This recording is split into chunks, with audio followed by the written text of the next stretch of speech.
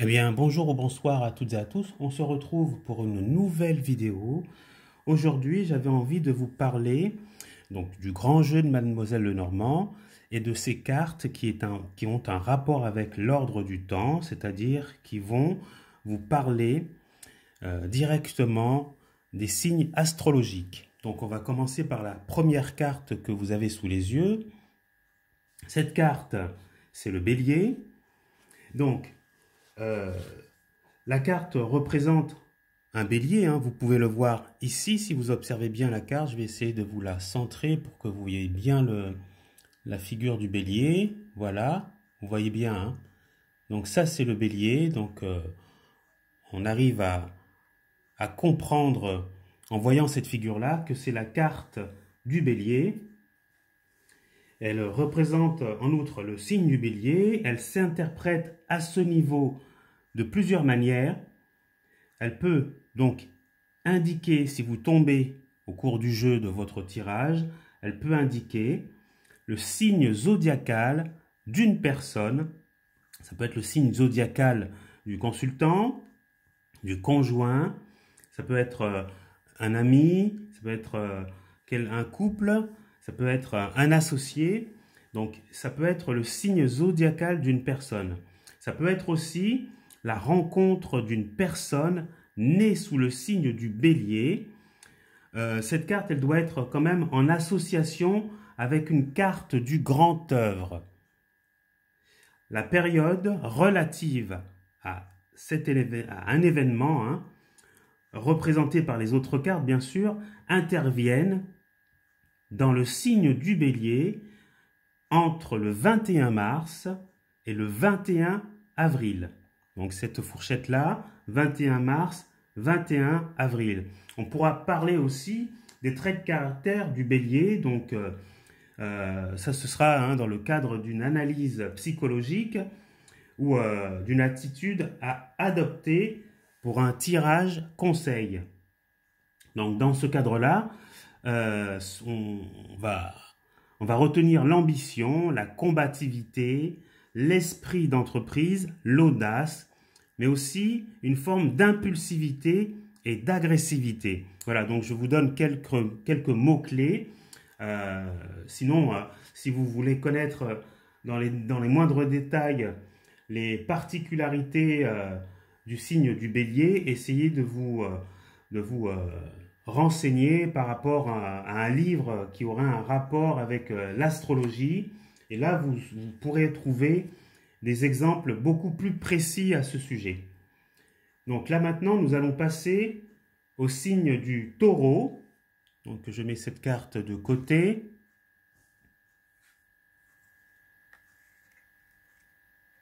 Voilà, vous avez la prochaine carte hein, qui est le signe du taureau. Donc je vous laisse observer quand même la carte. Hein. Vous observez le taureau tout simplement parce que vous voyez quand même l'animal avec les cornes et vous voyez une jeune femme, une personne brune hein, assise sur cet animal. Donc on comprend que c'est la carte du taureau. Je redépose la carte. Donc elle s'interprète aussi de plusieurs manières. Hein. Je reprends toujours le même plan. Ça peut être le signe d'une personne, bien sûr. Hein. Donc je vous en avais parlé, hein, d'un consultant, d'un conjoint, d'un couple ou d'un associé, d'un ami peut-être. Et cette rencontre hein, d'une personne née sous le signe du taureau doit être en association avec une carte du grand œuvre.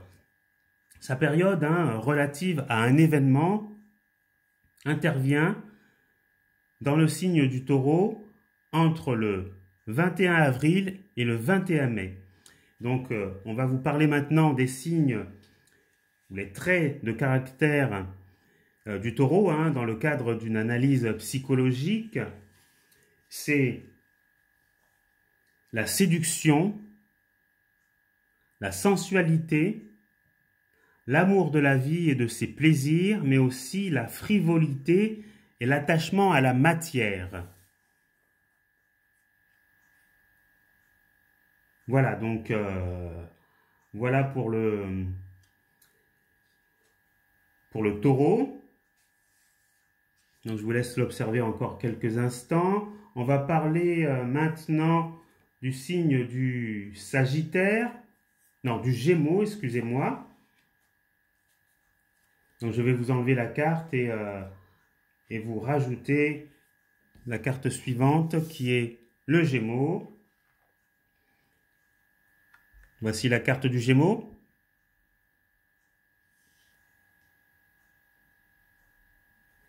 Alors je vais vous la rapprocher pour que vous puissiez bien voir cette carte. Donc on comprend que le Gémeaux, hein, il y a une forme de double personnalité. Vous le voyez ici, hein, les deux sont comme deux frères. Voilà, donc c'est la carte du Gémeaux.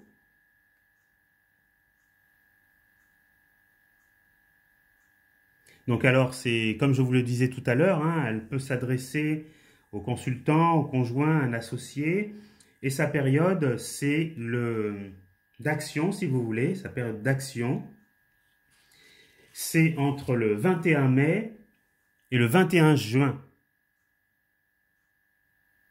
Alors, les principaux traits de caractère, dans le cadre bien sûr d'une analyse psychologique, sont l'ouverture d'esprit, hein, c'est un signe d'ouverture, si vous voulez, de communication, de dialogue, de sociabilité, et aussi ce signe a une propension pour les activités relationnelles ou commerciales. Mais on peut dénoter aussi une forme d'instabilité à la dispersion. Voilà, donc ça c'était la carte du Gémeaux. On va parler maintenant de la carte du Cancer. Je vais vous enlever la carte du Gémeaux et on va passer à la carte suivante qui est la carte du Cancer. Voilà, je vous la laisse comme ça. Je vous laisse le temps de l'observer un petit peu.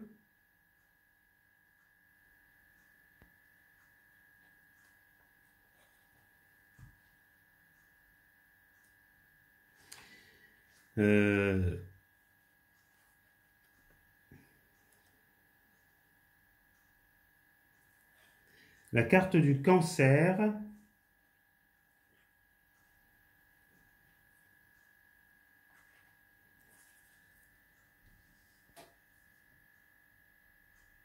Alors, ça, c'est la carte du Scorpion. Je rectifie. La carte du Cancer n'est pas la même. Je vais vous montrer la carte du Cancer de suite. Alors, que je vous la montre de suite, cette carte du Cancer.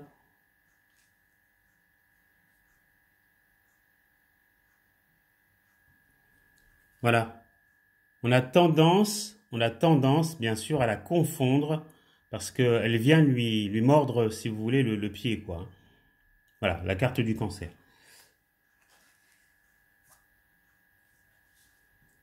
Alors, Cancer.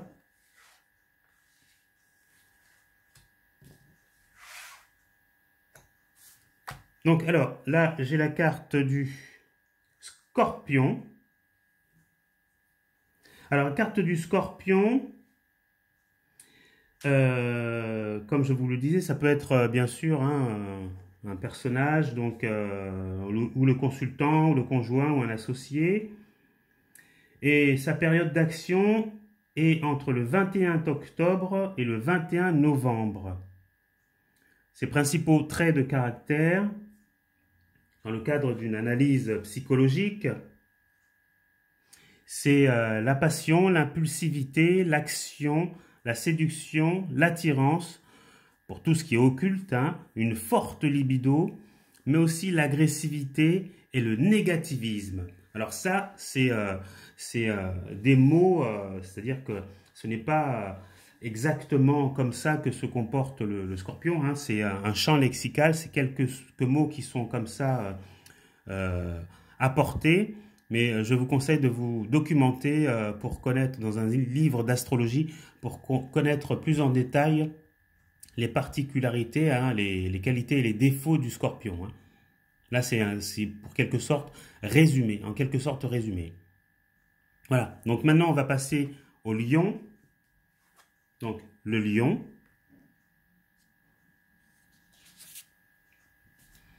Donc je vous rapproche la carte, vous voyez bien que qu'il y a un personnage qui est en train d'enlacer, on connaît bien l'animal, hein, là, le lion.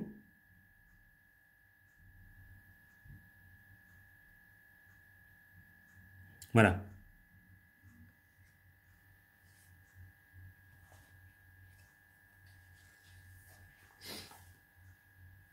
Donc alors pour le lion, donc sa période c'est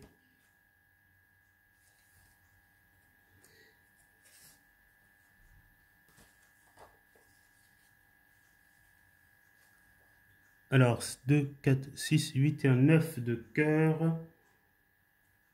Sa période c'est le 21 juillet au 21 août. Voilà.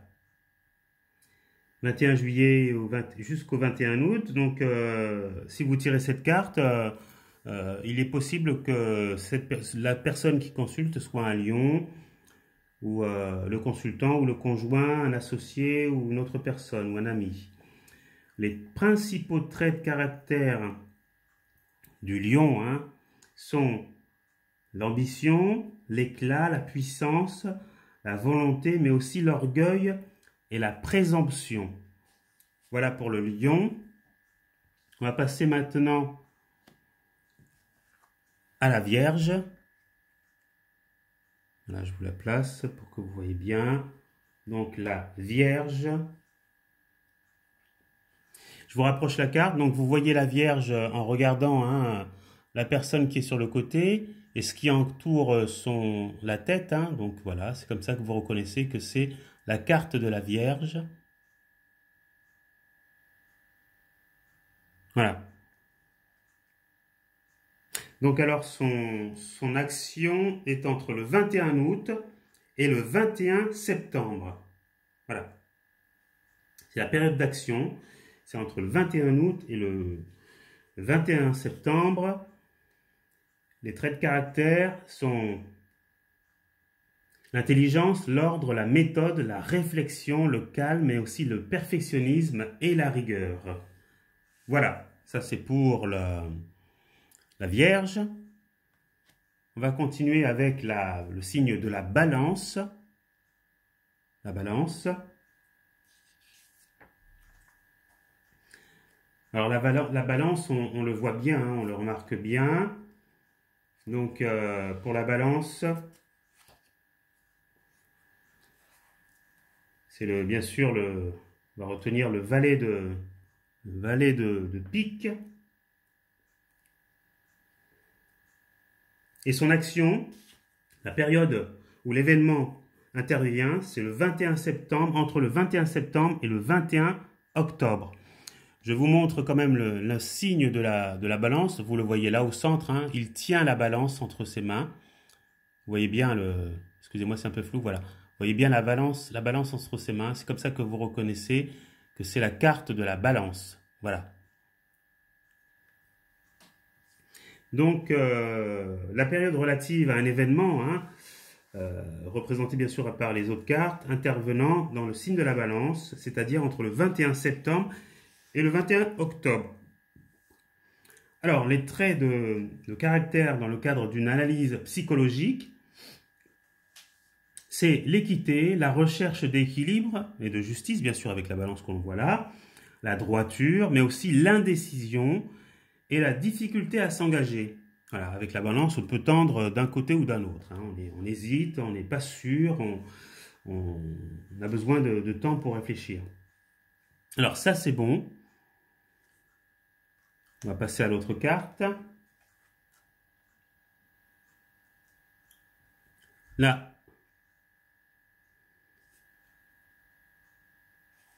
L'autre carte.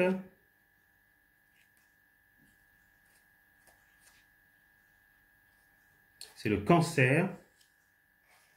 Alors la période où l'événement peut arriver, c'est entre le 21 juin et le 21 juillet. Les principaux traits de caractère dans l'analyse psychologique, dans le cadre d'une analyse psychologique, c'est féminité, la réceptivité, l'imagination, la créativité, la fécondité, mais aussi l'hypersensibilité et la vulnérabilité. Voilà. Donc si vous tirez cette carte, ça peut être le signe zodiacal du consultant, d'une amie, du conjoint, voilà, de l'intervenant. On va passer à une autre carte. Alors oui, je ne vous ai pas montré comment vous reconnaissez. Donc c'est en regardant ici en bas, vous avez le cancer. Voilà. C'est bon. Alors maintenant, on va passer au signe du Sagittaire. Le signe du Sagittaire, c'est très simple à voir, à remarquer.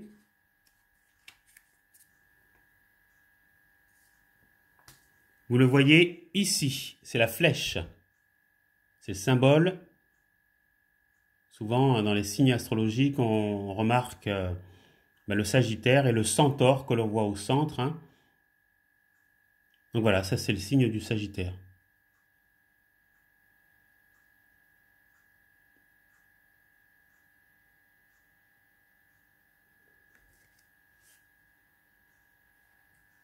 Alors pour le Sagittaire, la période relative à un événement représentée par les autres cartes intervenant dans le signe du Sagittaire est entre le 21 novembre et le 21 décembre. Voilà, donc si vous tirez cette carte aussi, ça peut être le signe zodiacal d'une personne qui vient vous consulter. Ces traits de caractère, vous avez un esprit d'aventure, le goût des voyages, la recherche, l'ouverture, mais aussi l'inconstance et l'infidélité. Voilà pour le Sagittaire. Donc après, comme je vous l'ai dit tout à l'heure, si vous voulez de plus amples précisions, vous essayez de regarder par signe dans un livre d'astrologie et vous aurez toutes les caractéristiques, tous les détails des défauts et des qualités du Sagittaire. Là, ce n'est que succinct. Ensuite, on va passer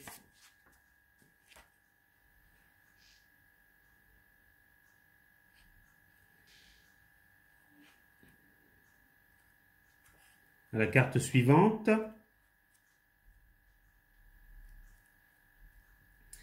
Donc la carte suivante, c'est le 7 de trèfle, c'est le Capricorne. Vous voyez au-dessus là, l'animal avec des cornes, c'est le Capricorne. Voilà, Capricorne. Alors, la période relative à un événement représentée par les autres cartes intervenant dans le signe du Capricorne est entre le 21 décembre et le 21 janvier. Les principaux traits de caractère dans le cadre d'une analyse psychologique ou l'attitude à adopter pour un tirage de conseil, on a les signes d'endurance, la profondeur, la patience, la ténacité, la rigueur, mais aussi la froideur et la dureté. Voilà pour le Capricorne. On va continuer avec le Verseau, le signe du Verseau. Alors le signe du Verseau, vous le reconnaissez au centre, vous voyez une personne avec une robe, un genre de drapage bleu, et il tient deux jarres, une jarre et une coupe. Donc il verse quelque chose, qu'il va s'apprêter à verser quelque chose dedans, et c'est souvent la représentation que l'on a dans les divers signes astrologiques. Donc ça c'est le Verseau. Donc pour le Verseau, sa période c'est le 21 janvier et le 21 février. Les traits de caractère, c'est l'originalité, l'indépendance, l'inventivité, l'humanisme et aussi l'égocentrisme et la versatilité des humeurs. Voilà les quelques mots qui vont vous aider à comprendre cette carte. Et pour finir, on va parler du poisson. Je vais vous montrer sa carte dans les moindres instants. Je vous rapproche la carte. Là, vous voyez hein, deux personnages qui sont assis hein, sur deux énormes poissons. Voilà, voilà. Voilà. Vous voyez?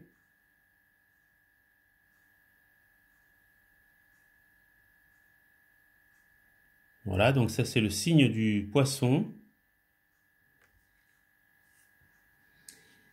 Et donc la période, c'est le 21 février et le 21 mars. Et les traits de caractère sont l'intuition, l'introspection, l'imagination, la sociabilité, le rêve, mais aussi la dispersion et la division.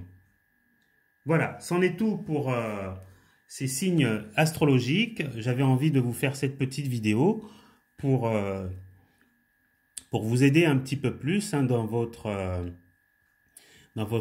analyse et dans votre apprentissage des cartes du grand jeu de Mademoiselle Lenormand.